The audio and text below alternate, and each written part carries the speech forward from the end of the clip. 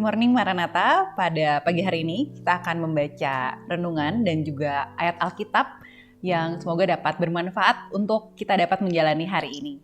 Baiklah, kalau begitu izinkan saya untuk bisa membuka terlebih dahulu dalam doa. Mari kita berdoa.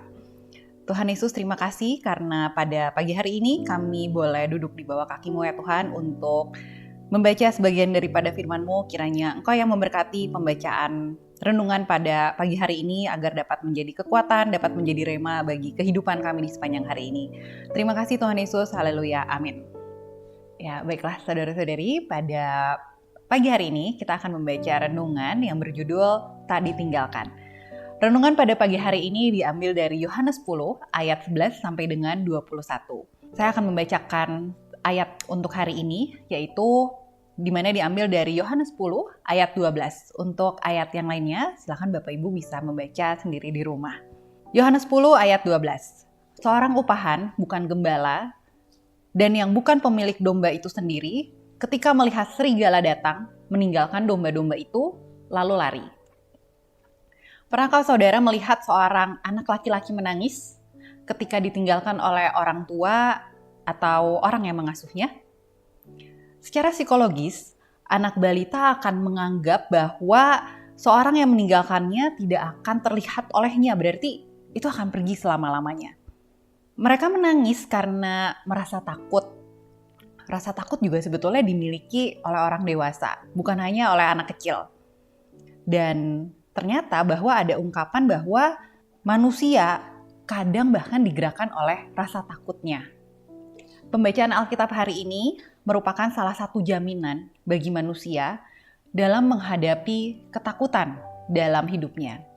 Yesus menggambarkan dirinya sebagai seorang gembala yang baik. Gembala yang bukan saja memelihara dengan memberi makan, tetapi yang menjaga bahkan menyerahkan nyawanya. Gambaran pengorbanan gembala adalah sesuatu yang baru, meskipun kisah gembala bukan hal yang asing. Yesus adalah pemilik domba-domba, bukan upahan. Yesus tak akan meninggalkan domba-dombanya sendirian, terlebih lagi ketika dombanya dalam bahaya. Yang hilang ia cari, yang dalam bahaya bahkan ia lindungi. Bahkan ia korbankan diri demi keselamatan domba-dombanya. Ini adalah kekhususan yang Yesus tunjukkan. Banyak hal yang membuat kita takut dalam kehidupan kita sehari-hari. Takut akan masa depan, takut akan peristiwa yang akan kita hadapi. Rupa-rupa ketakutan kadang menghentikan langkah kita. Kiranya kehadiran Sang Gembala, walaupun kadang kita tidak melihat kehadirannya, itu dapat memampukan kita melewati jalan hidup yang harus kita tempuh. Ada sebuah refleksi untuk renungan kita hari ini, di mana merasa takut itu tidak apa-apa. Asalkan jangan sampai kita dikuasai oleh rasa takut, sehingga membuat kita melakukan sebuah kebodohan. Ingatlah, kita tidak akan pernah ditinggalkannya. Ada sebuah pertanyaan pendalaman yang dapat saudara-saudari renungkan hari ini, yaitu apa yang Anda lakukan agar tetap dapat merasakan kehadiran dari tuntunan Sang Gembala? Baiklah saudari-saudari, demikianlah renungan singkat untuk pagi hari ini. Saya akan tutup kembali dalam doa. Mari kita berdoa. Tuhan Yesus, terima kasih untuk renungan pada pagi hari ini. Terima kasih karena Engkau adalah gembala yang sangat baik untuk kami ya Tuhan.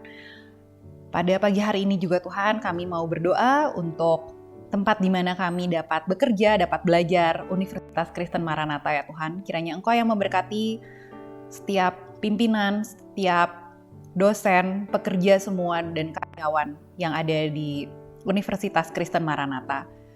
Supaya universitas ini bukan hanya sumber pembelajaran, tapi juga dapat berdampak pada kehidupan setiap orang-orang yang berada di dalamnya. Dapat menjadi berkat untuk setiap orang-orang yang ada di dalamnya ya Tuhan. Terima kasih ya Tuhan, kami mau menyerahkan setiap kegiatan dan aktivitas kami di sepanjang hari ini. Kami mau serahkan semuanya hanya ke dalam tangan Tuhan Yesus. Haleluya, amin. Demikianlah renungan singkat pada pagi hari ini. Dan saya akan membacakan visi misi dari Universitas Kristen Maranatha.